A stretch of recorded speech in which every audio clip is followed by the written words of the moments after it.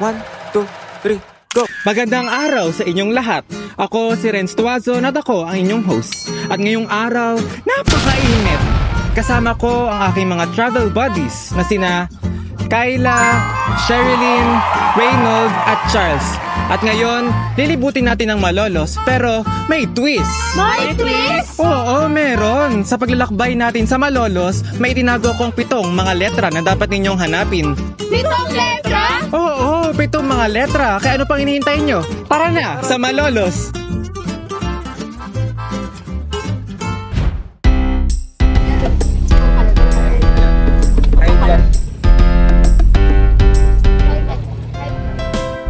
Maligayang pagdating sa lungsod kung saan ginanap ang unang Republika ng Pilipinas, ang Malolos. At kung susumahin natin, mahigit 80 kilometro lamang ang layo ng Malolos mula sa lungsod ng Maynila. Pero, kung ganito naman kaganda ang makita mo, tsak, sulit na sulit. Kaya naman, samahan nyo kami sa aming paglalakbay sa makasaysayang bayan ng Malolos, Bulacan. Tuklasin ang mga nakatagong hiyas nito at alamin ang mga kwentong mubog sa ating bansa. Para sa unan yung clue. Cradle of Democracy in the East? Di ba sa Baraswain nun? Oo nga, dun yan eh. Tara na sa Baraswain.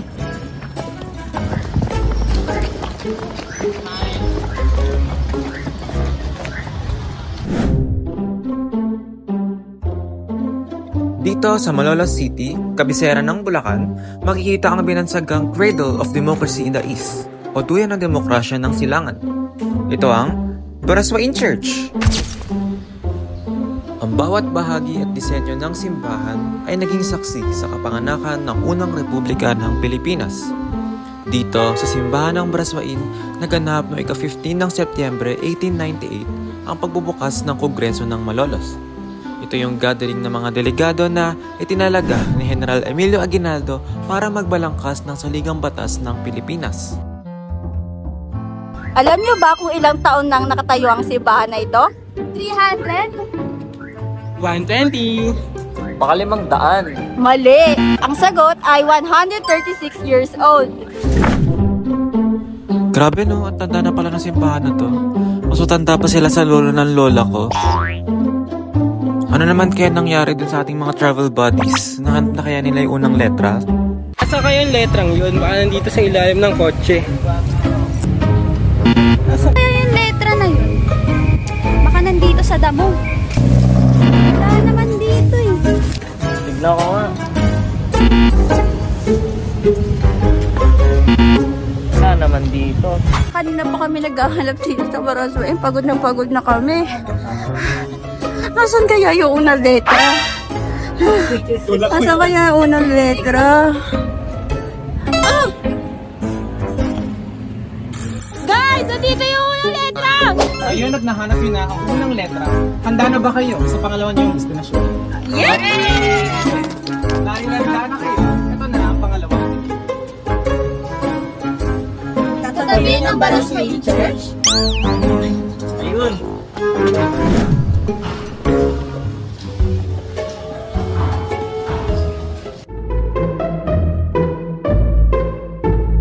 Sinong presidente ng Pilipinas ang palaging sumasakay ng karawahe mula Malolos Cathedral papunta ng Baraswain Church? Manuel L. Quezon. Sino? Mali! Si Emilio Aguinaldo. Ngayon naman, narito tayo sa Museo ng Republika 1899. Isang saksi sa pagsilang ng ating bansa.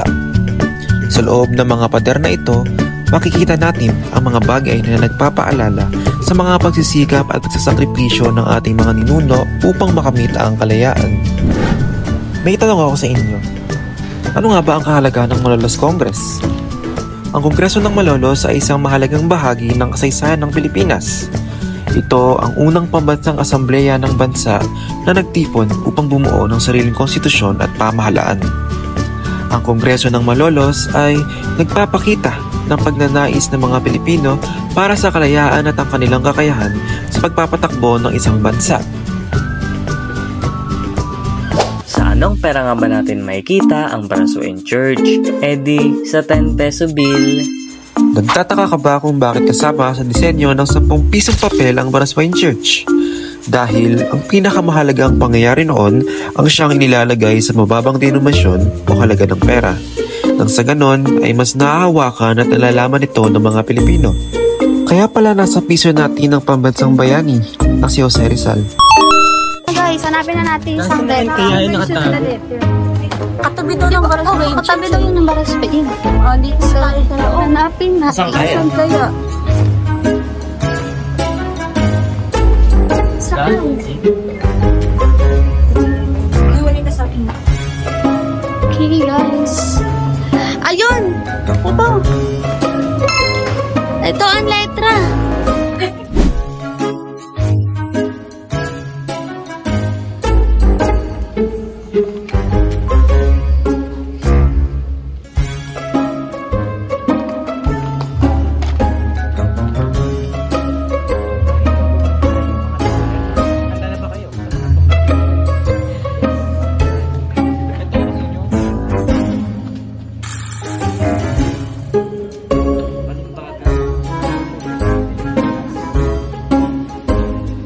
Di ba sa may Casa Real Shine yun? Oh, tara na! May mga museyong binago ang estilo ng pagkukwento at binagay sa panahon ngayon.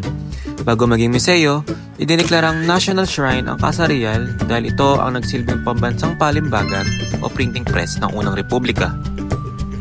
Pagpasok mo pa lamang, makikita mo kagad dito yung dating printing equipment at ilan sa mga nilimbag nito tulad ng pabalat o cover page ng 1899 ng Philippine Constitution na sa ngayon ay tinatawag itong Museo ng Kasaysayang Pampolitiko ng Pilipinas. Alam niyo ba, ito ang unang istrukturang panggobyerno na itinayo sa Malolos, Bulacan noong 1580s. Itinayo noong 16 na siglo. Ang Casa Real ay nagsilbing sentro ng pamahalaang kolonyal ng Espanya sa rehiyon. Ngunit, ang pinakamahalagang papel ng Casa Real ay noong panahon ng unang Republika ng Pilipinas. Dito na ilimbag ang mga mahalagang dokumento tulad ng Saligang Batas ng 1899 at La Independencia. May mga makita din tayo sa museo ng mga sandata, mga dokumento at mga larawan na nagpapakita ng buhay noong panahon ng mga revolusyonaryo. Sa Casa Real na. Saan na kaya nakatagong letra?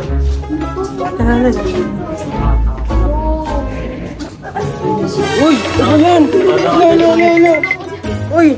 Nandito lang pala nakatagong letra. Iniwanan niyo ako. Yes!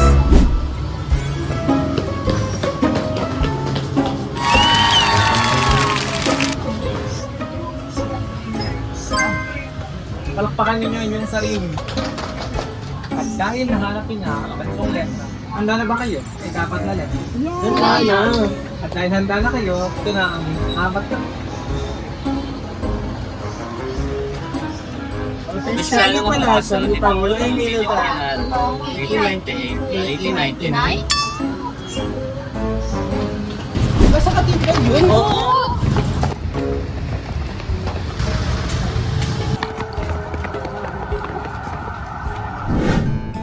Ngayon naman, tumako tayo sa isang opisyal na lugar na kilala bilang Minor Basilica of the Immaculate Conception o ang Katedral ng Malolos. Ang Katedral ng Malolos ay isang makasaysayang simbahang Katolikong Romano. Ito ay ang upuan ng obispo ng Malolos na isang suffragan ng Archdiocese of Manila. Ang simbahan ay may mahalagang papel sa kasaysayan ng Pilipinas. Noong panahon ng Unang Republika, nagsilbi itong pansamantalang palasyo ni Emilio Aguinaldo. Nasaksihan din ito ang mga hirap ng digmaang Pilipinong-Amerikano. At bilang pagkilala sa kanyang makasaysayang kahalagahan, itinaas itong katedral noong 1962 at Minor Basilica noong 1999.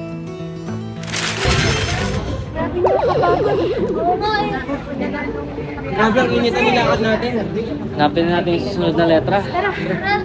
Dito na tayo. Ang laki-laki ng simbahan na to. Sige, nagmahal. Asan ka ito? Di ba parang ito yun? Uy! Ito nga. Yes! Hanap na rin natin.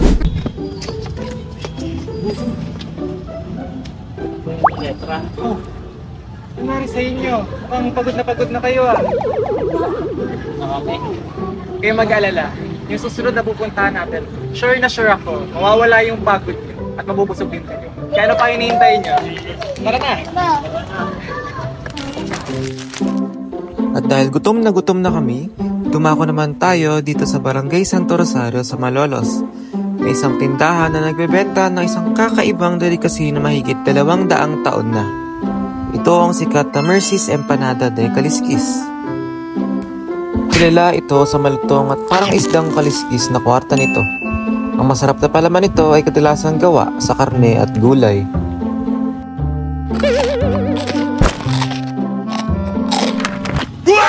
Oh, Kuya, yung ano eh. ito pala yung letrang L. Hindi lang pala yung pagkain ang nakuha natin dito. Oo nga. Uy, Tara, bigyan natin sauce yung letter. Ba, ang bilis-bilis nyo ngayon ha? Pangilan na to? Pang-5 na to, no? Nabusog ba kayo? Siyempre! Sarap ba? Masarap. Oh, sure na sure? Dahil sure kayo, may surprise ako sa inyo. Ready na ba kayo? Ready na. Letrang O. Saka yung masarap bumili ng mga pasalubong. Ay, masarap na pasalubong na. Oo nga eh. Marami akong alam, pero may sure akong lugar kung saan talaga yung pinaka the best na pasalubong. Saan yan? Yun, secret.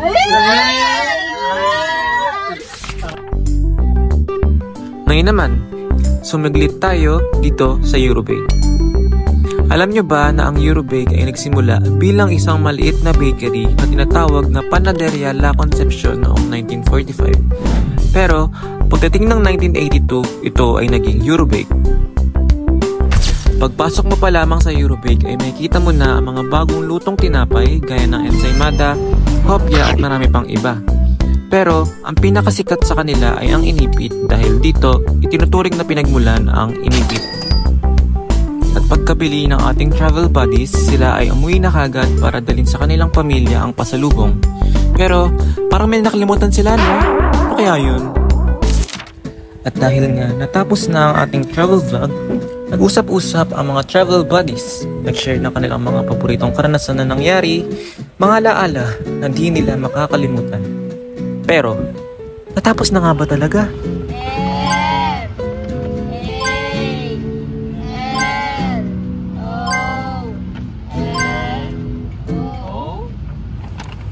Ay nako, sabi ko na makakalimutan nila yung isang letra.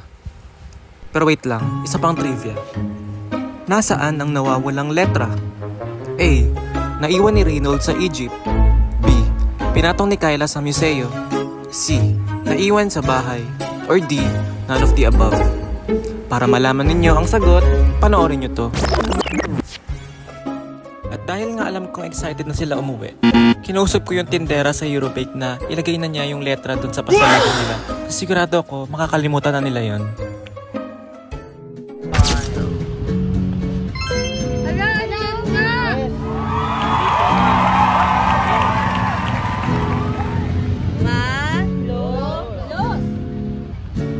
At dahil nga video namin to, kami ang panalo. Pero, ano nga ba yung mga aral na natutunan natin sa paglalakbay natin sa Malolos?